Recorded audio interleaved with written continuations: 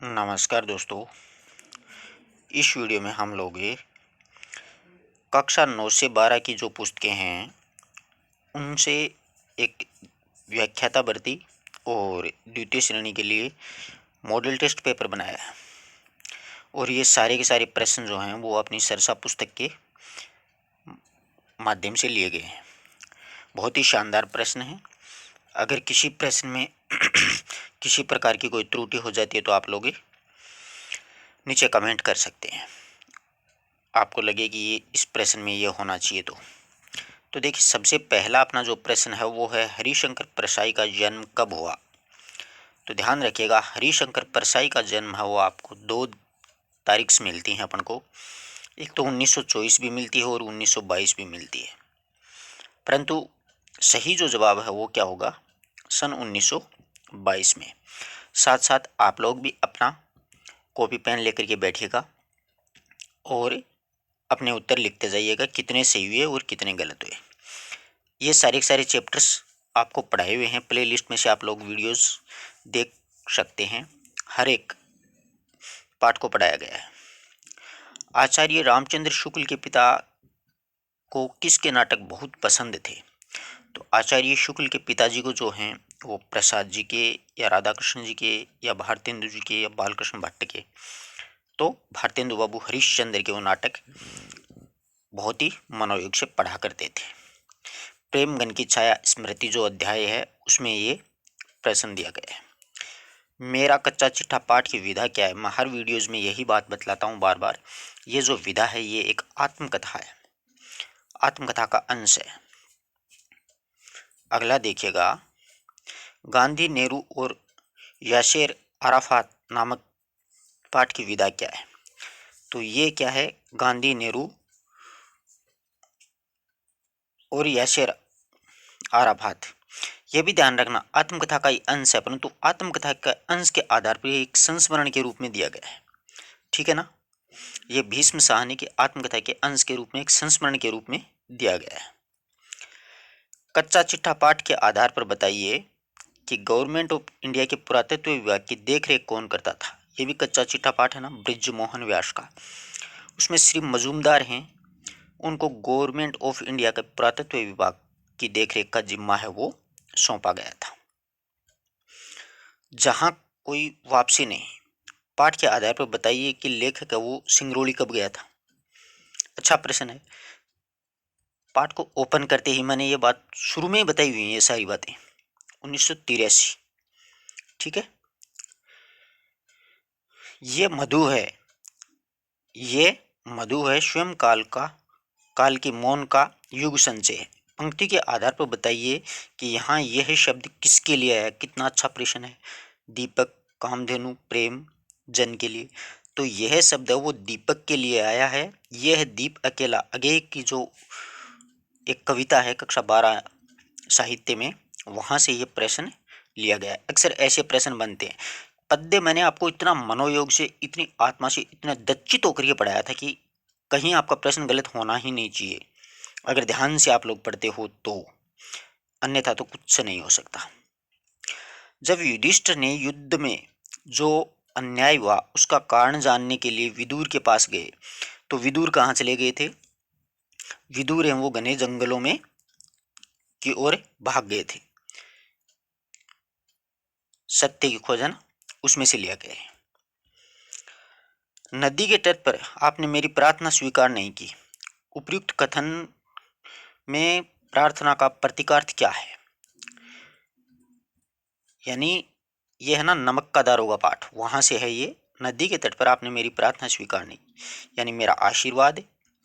दूसरा है नगद राशि और मेरा कथन। तो यहाँ पर नगद राशि है, प्रार्थना वही कर रहे थे ना नमक के दारोगा कहानी में। अर्दली का अर्थ क्या होता है। अर्दली का अर्थ होता है किसी बड़े अफसर के साथ रहने वाला खास अफसर होता है ना, खास चपरासी, अफसर के साथ रहने वाला खास चपरासी, उसको क्या बोलते हैं, अर्दली बोलते हैं। लेन देन का कार्य अर्दली संभालते हैं। ज़्यादातर डायरेक्ट अधिकारी लोग पैसे नहीं लेते हैं, ये वाले लोग हैं ना अर्दली, ये वाले इनका सारा काम संभालते हैं।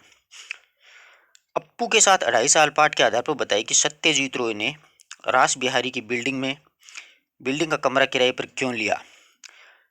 बिल्डिंग का कमरा किराए पर इसलिए लिया कि अप्पू की भूमिका के लिए लड़के को बुलाने के लिए वहाँ पर क्या होता था, लड़कों को बुलाया जाता था कि देखते हैं कि अप्पू के जैसा कौन दिखता है, उनकी उम्र के अनुसार, उनके हाइट वाइट के अनुसार।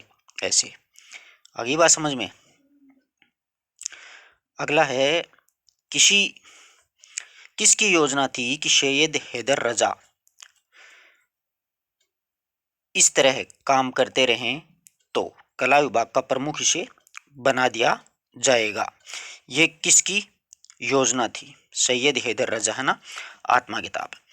तो ये एक्सप्रेस ब्लॉक स्टूडियो के मालिक जलील जी की थी।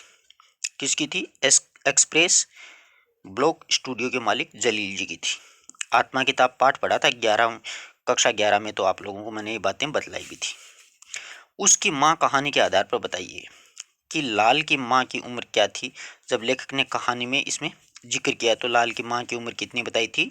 60 वर्ष की थी। अच्छी कहानी है, बहुत ही प्यारी कहानी है। एक बार वीडियो जरूर देखिएगा, आपको सारा कॉन्सेप्ट क्लियर हो जाएगा। उनकी अपनी जेब में तो कुबेर का धन भरा हुआ है। ईदगाह कहानी के आधार पर बताइए कि यह कथन किसका है। बहुत ही प्यारा प्रश्न है। हामिद के साथ ही है ना, वो बात करते हैं कि उनकी अपनी जेब में तो कुबेर का धन भरा हुआ है, यानी जिन्नात के बारे में बात करते हैं ना, तब आता है ये कथन। ईदगाह कहानी के आधार पर बताइए कि सिपाही को पहरा देने का चार्ज है, वो मिलने के बाद कौन छोने वाले जागते रहो पुकारने लगे थे, यानी छोने वाले जागते रहो, छोने वाले जागते रहो, ये बातें अपन ने पढ़ी थी। तो ये सिपाही लेकर कौन आया था? नूरे लाया था। नूरे के 2 छोटे भाई थे, क्योंकि बच्चे होते हैं ना, वो पूरे रसगुल हो जाते हैं, पूरे खो जाते हैं अपने खिलौनों में। तो इन दोनों को वाकई लगा कि ये सिपाही है, ये पूरे गांव का जिम्मा इसका ही है चौकीदारी करने का। मकबूल फिदा हुसैन को पद्म भूषण पुरस्कार कब मिला? कितना शानदार प्रश्न है। मकबूल फिदा हुसैन को पद्म भूषण पुरस्कार 1973 में मिला था। कब मिला था? 1973 में। हुसैन की कहानी अपनी जुबानी पाठ के आधार पर बताइए कि बर्लिन में पुरस्कृत होने वाला वृत्त चित्र through the eyes of A painter चित्र जो है वो कब बनाया गया था? ये चित्र बनाया गया था 1967 में। बहुत ही शानदार प्रश्न है मित्रों। जो लगी कछु को कछु माखन बने नहीं, पंक्ति के अनुसार पद्माकर के कवित्व के आधार पर बताइए कि ये किसका वर्णन हो रहा है। यहाँ पर जो लगी कछु को कछु माखन बने, यहाँ पर किसका वर्णन हो रहा है? होली में हो रही हंसी मजाक का, बसंत की मादकता का, वर्षा ऋतु में झमाझम बौछार का। तो इसमें है वो सभी का वर्णन किया गया। पद्माकर वाला चैप्टर है वो आप लोग पढ़िएगा। उसमें से अनुप्रास अलंकार का प्रयोग किस विकल्प में है? अनुप्रास अलंकार का प्रयोग है वो गली के गोप गाउन में भी है, चुराई चित चोरा चोरी में भी है, बोरात तो बोरिया में भी है, उपयुक्त सभी में है। किसमें है? उपयुक्त सभी में है। अंडे के छिलके जो एकांकी के आधार पर यह बताइए कि कौन सा पात्र छिप करके सिगरेट पीता हुआ दिखाया गया है। तो गोपाल है ना, वो अपने अम्मा से, घर वालों से छिप करके क्या पीता था? सिगरेट पीता था। केशवदास को क्लासिक पंडित किसने कहा? तो ये तो आप सभी को पता होना चाहिए, बच्चन सिंह के द्वारा कहा गया है। भक्तिन संस्मरणात्मक रेखा चित्र के आधार पर बताइए कि प्रथम परिच्छेद में किसका वर्णन है। तो प्रथम परिच्छेद में भक्तिन के बचपन का है, वैवाहिक जीवन का है और पिता की मृत्यु का, इन सभी का है ना। नरेंद्र शर्मा का काव्य द्रौपदी का प्रकाशन कब हुआ था? द्रौपदी का प्रकाशन 1966 में हुआ था। नरेंद्र शर्मा का जन्म कब हुआ? नरेंद्र शर्मा का जन्म 1913 में हुआ था। हम दोनों एक संग रुलाने हैं, पंक्ति के आधार पर यहाँ पर दोनों शब्द किसके लिए आए हैं? कैमरे में बंद अपाहिज जो कविता ना, वहाँ से प्रश्न लिया गया है। तो दोनों मतलब विकलांग और दर्शक दोनों है ना, उनको एक साथ रुलाएंगे। ये दूरदर्शन वालों का वादा है, क्योंकि इतना इमोशनल बना देंगे हम कार्यक्रम को कि दोनों एक साथ रोएंगे। आपको तो मजबूर कर देंगे रोने के लिए, और सामने वाले हैं वो भी, दर्शक भी आपको देख करके रोने लग जाएंगे, और हमारा कार्यक्रम है वो सफल हो जाएगा। विद्यापति का जन्म कब हुआ था? विद्यापति का जन्म है वो 1350 में हुआ था।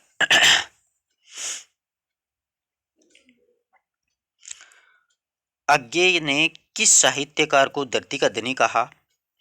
तो रेणु को कहा। किसको कहा? रेणु को। फणीश्वरनाथ रेणु है ना, उनको अज्ञेय ने धरती का धनी कहा। मम हित लागी तजेहु पितु मातु, पंक्ति के आधार पर बताइए किसने अपने भाई के प्रति अनुराग होने के कारण अपने माता पिता तक को भी त्याग दिया था। ये जो है मम हित लागी तजेहु पितु मातु, यहाँ पर है ना भरत है, लक्ष्मण है ना, उसने अपने भाई के लिए अपने माता पिता को भी त्याग देता है। तो सही उत्तर क्या होगा? लक्ष्मण। तुलसीदास जी वाले चैप्टर से है ये। रामा बिंदा भगतिन अलोपी आदि पात्रों के संस्मरण महादेवी वर्मा की किस कृति से लिए गए हैं? तो ये हैं स्मृति की रेखाओं से। विश्वनाथ त्रिपाठी की रचनाओं के प्रकाशन वर्ष किस विकल्प में सही नहीं है? विश्वनाथ त्रिपाठी की इनमें से कोई नहीं है। कविताएं 63, 64, 65 कोई नहीं।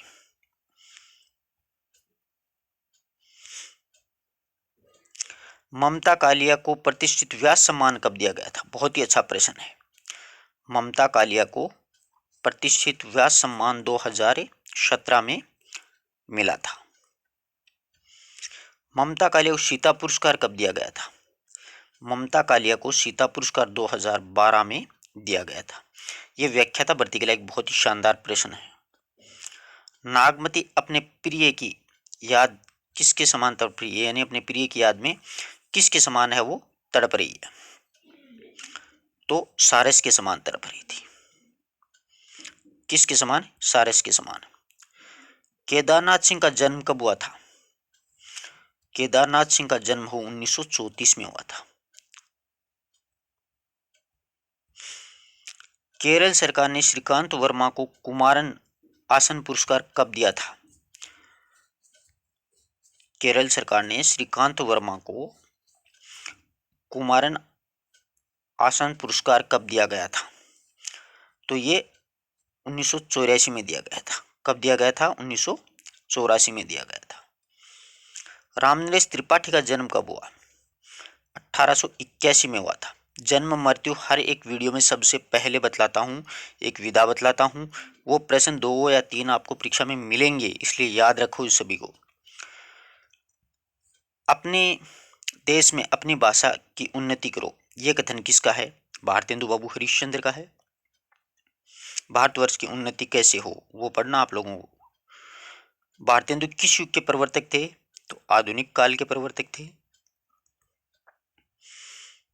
हो तो श्याम रंग में चुराई चित्त चोरा चोरी, पंक्ति में अलंकार कौन सा है? तो अनुप्रास अलंकार है। पद्माकर का काव्य ग्रंथ हिम्मत बहादुर विरुद्धावली किस शासक की प्रशंसा में लिखा गया है? तो ये हिम्मत सिंह की प्रशंसा में ही लिखा गया है।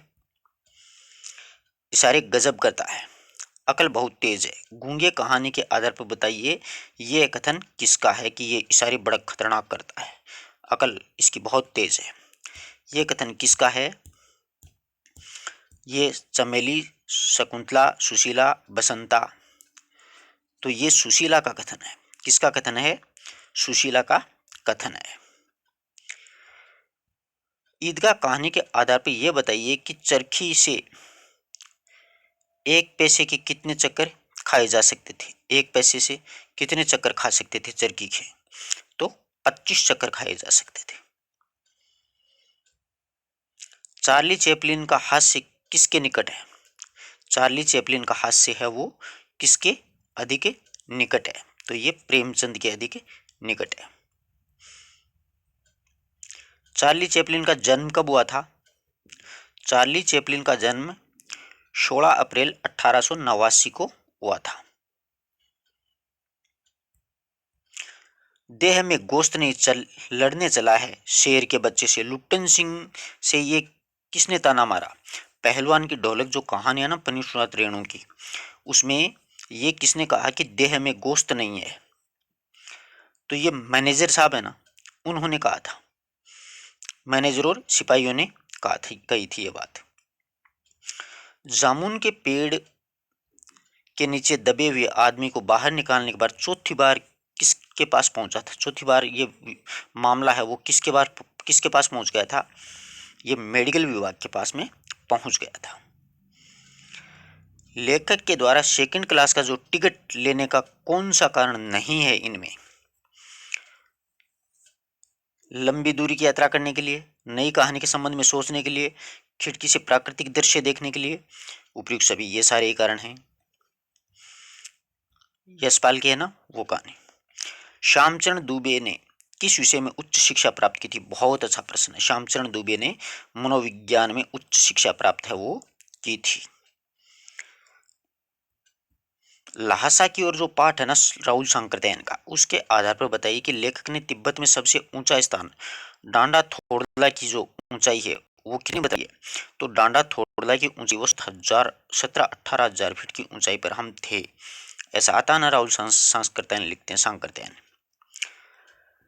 अगला है, मुझे नहीं लगता कोई इस सोए हुए पक्षी को जगाना चाहेगा। सांवले सपनों की याद जो जाबिर हुसैन का है, उसके आधार पर बताइए कि यहाँ पर सोया हुआ पक्षी किसके प्रतीकार्थ आया है? सोया हुआ पक्षी यहाँ पर किसको कहा गया है? तो यहाँ पर सोया हुआ जो पक्षी है वो सालिम अली का नाम है ना, उसको कहा है। किसको कहा है? सालिम अली को। प्रेमचंद के फटे जूते के आधार पर बताइए कौन सा कथन सत्य है? कि दाहिने पांव का जूता तो ठीक है, मगर बाएं पांव का जूता है उसमें बड़ा सा छेद है, उसमें अंगुली बाहर निकल आई है, ये तो है। लोग इत्र चुपड़ करके फोटो खिंचवाते हैं ताकि फोटो में खुशबू आए, ये बात भी है। जिसे तुम घृणित समझते हो ना, उसकी तरफ पैर की अंगुली से इशारा कर रहे हो, सारे ही सही हैं। आई ना बात समझ में? अंग्रेज सरकार के सेनापति बिठूर ने नाना साहब के किस स्थान को नष्ट कर दिया? तो नाना साहब को महल को नष्ट कर दिया था। आई बात समझ में? नाना साहब की पुत्री मैना वाला पाठ है ना, वो है ये। नाना साहब की पुत्री मैना कहाँ के महल में रहती थी? तो नाना साहब की पुत्री मैना बिठूर के महल में रहती थी। बाल गोविंद भगत के घर में कितने सदस्य थे? यानी घर के सदस्य कितने थे? 3 सदस्य थे, पतोहू, पुत्र और खुद, 3 ही तो है ना। बाल गोविंद भगत जो हैं उनकी प्रभातियां कब से शुरू होती थी, यानी कौन से महीने से? तो ये कार्तिक महीने से शुरू हो जाया करती थी। बाल गोविंद भगत के घर से गंगा की दूरी कितनी है? 30 कोस की दूरी पर, और पैदल ही जाया करते थे। कि साधु को क्या हक कि किसी का संबल ले, किसी का सहारा ले, किसी के घर नहीं रुकते थे। पतोहू ने बालभोगनी भगत से आग्रह किया कि बालभोगनी भगत का बेटा मर गया था, तो उसने आग्रह क्या किया कि बुढ़ापे में आपके लिए भोजन कौन बनाएगा? किया था। बीमार पड़े तो सेवा कौन करेगा? किया था। माँ आपके पैर पड़ती हूँ, मुझे अपने चरणों से अलग नहीं कीजिएगा, ये सारे ही आग्रह किए थे। परंतु ये बाल गोविंद भगत ना, ये भी बड़ा हटीले प्रवृत्ति के थे। उन्होंने उनको जबरदस्ती कह दिया कि इसकी दूसरी शादी करवा दो। उसके भाई को कहलवाया था ना ये बात। कबीर की वाणी का संग्रह है बीजक, 3 भागों में सही क्रम है, याद रखना बहुत ही आसान है। रे से सा, रमेनी शब्द साखी, रस्सा शब्द याद रख लीजिएगा, रमेनी शब्द साखी, तो आपको बीजक के सही क्रम याद हो जाएंगे। आगे बात समझ में? अगला है,